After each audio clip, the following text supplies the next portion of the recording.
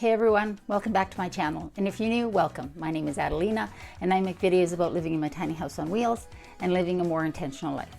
It is Sunday morning and I am craving pancakes.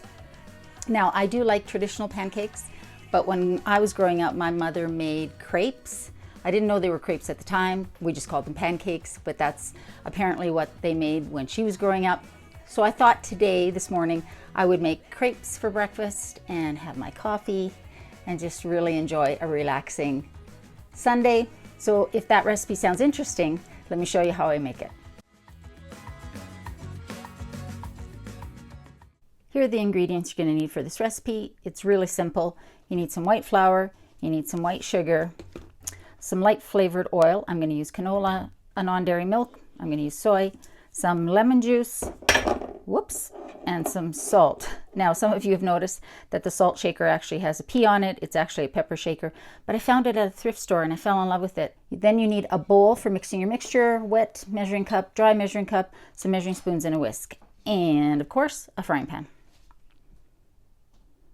And your coffee, because of course, it's Sunday morning. It's a beautiful day today. We have not been having the best weather here in Calgary, so I'm very excited about that. I am going to get outside and enjoy it because it's Calgary, so it could change in 10 minutes.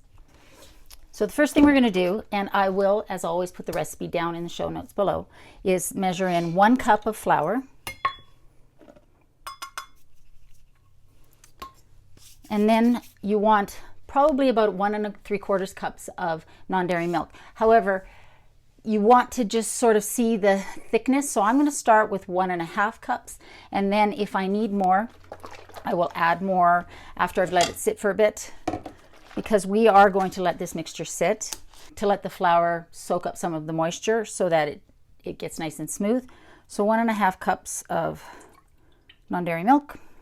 Now I want 2 tablespoons of sugar, white sugar. You can use brown sugar. I have used maple syrup. You know I have, but I'm just going to use white sugar this time around because I'm putting the lemon in there. And then my mom always put a little bit of oil in there, probably about a tablespoon. I don't really measure, but I'm going to measure this time and just make it 1 tablespoon. You don't need it, but it just helps the crepes not stick to the pan. And then 1 teaspoon of lemon juice. The crepes don't have a super strong lemon flavor, but she always did. She always put lemon juice in her crepes. And I know that some people really like lemon juice and sugar on their crepes instead of syrup. So it seems to sort of work. That's how she made it. So that's how I make it. And then you want 1/4 teaspoon of salt.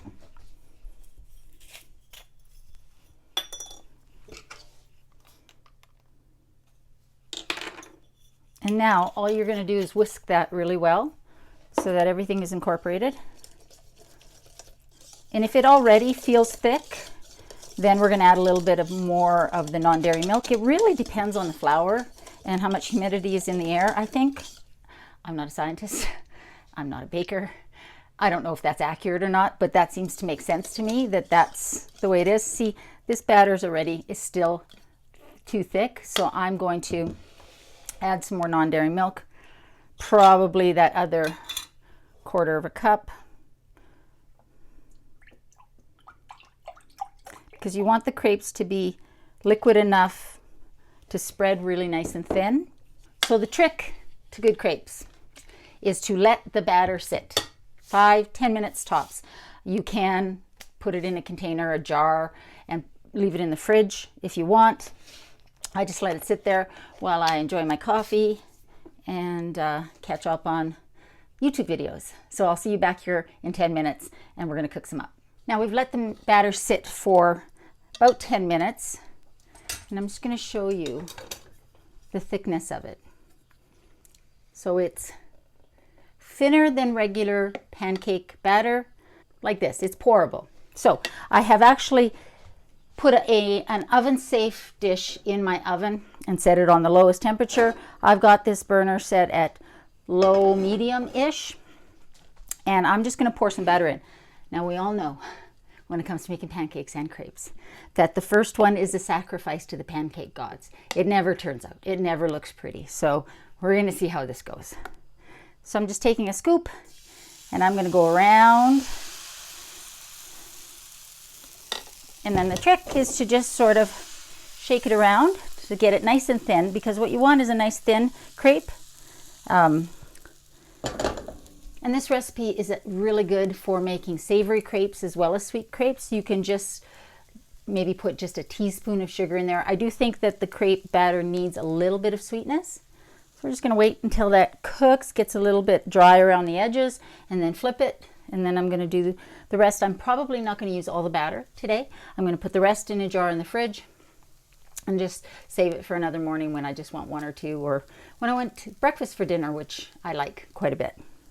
One of the tricks that my mom taught me that I use all the time is to spray my spatula with a little bit of cooking spray, or wipe it down with a little bit of cooking oil. What that does is it keeps the food from sticking to your spatula, so when you flip it, it's a nice flip. I don't have a crepe pan. I've never needed a crepe pan. I've made crepes my whole life. I think just a wide frying pan works just fine. I'm not also one of these people that's talented enough to just go flip.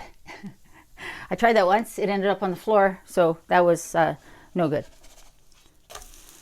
You can half the batter if you don't have, if you don't need that many, or you can keep the batter in your fridge for a couple of days and just make them as you want.